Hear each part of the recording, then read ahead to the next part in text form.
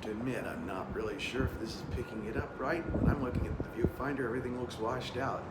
But so far, when I edit these things, everything's coming through. So, hopefully you can see this. It is a little chilly still out, but it's only about 8 in the morning.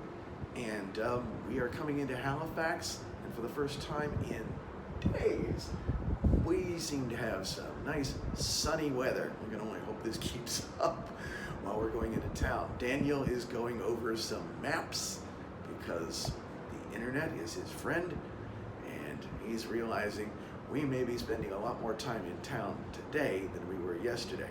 Not just because of the weather, but because this is a much bigger town. About 500,000 people in the entire metropolitan area, but we're not getting that far. So we'll see where we go from here. Keep an eye on us and wish us luck. We're going to need it. I think we're still getting clearance to allow us to disembark, but in the moment we are here in Halifax. And I'll give you a quick pan around. As you can see, the dock is invisible beneath us, but the city is right behind us. So there we have it. We've got a lot more to walk around in today compared to yesterday, and much better weather for it. So I'm looking forward to this. Again, Daniel is looking through the maps and trying to find out where we want to head, and we'll see where we go. You know, at home, I don't consider myself fully dressed unless I've got house keys, car keys, phone, and wallet. And of course, we don't need keys today or any time while we're on the trip. But at this point, we just substitute a passport and the room key, and I'm fully pocketed yet again. So out we go with no particular place in mind, but hopefully we'll have a good time regardless. I learned something new about the gangway signs. Apparently, the arrows are detachable, and they can be moved around to indicate where the gangway really is. The one on the 4th deck had been moved to point up here to the 5th because apparently they changed from where they thought they were going to be.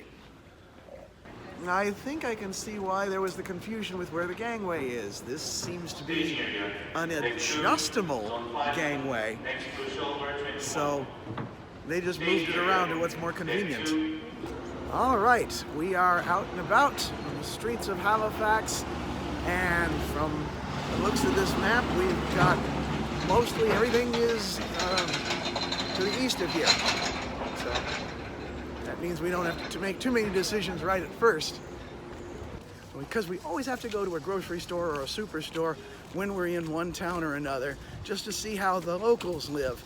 And honestly, this one was probably less than a lot of the ones that we've seen, even the one in Nuke for that matter. This was basically just like Kroger or a Publix, as opposed to a Walmart or a Target or a Tesco or a Meijer.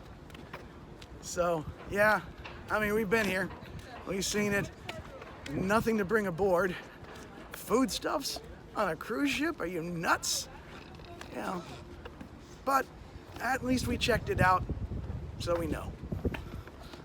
I know I shouldn't editorialize about certain things, but I find myself confused by this little thing saying that this is a historic property and it is boarded up and graffitied over.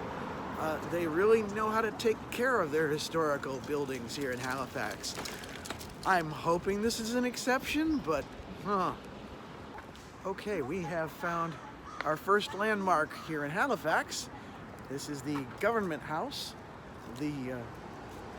built as the governor's mansion back in the early 1800s, which makes it really the oldest governmental building in Canada. The plaque outside actually says that it was a great triumph for said governor, but the fact of it being so expensive also created a lot of opposition to him. Once again, government waste and efficiency is not exclusive to our time and place, and opposition to it is just as much a product of any time as our own. So we're at our second landmark, St. Mary's Basilica, on the corner of Barrington and Spring Garden Road. And as you can see, it's being worked on at the moment. We're right across, we're basically kitty corner from St. Mary's is right across the corner from St. Matthew's United Church of Canada, which, being an American, I'm not familiar with the denomination. Part of me wonders if it's the state church, which wouldn't surprise me entirely since Canada is much more European than American. Yeah, there's something you guys can be proud of. You're not like us. You don't want to be, and I'll acknowledge that. But does that mean this is a state church, or is this just like most of the ones that we have that have America in it? It's just a matter of that's where it's located.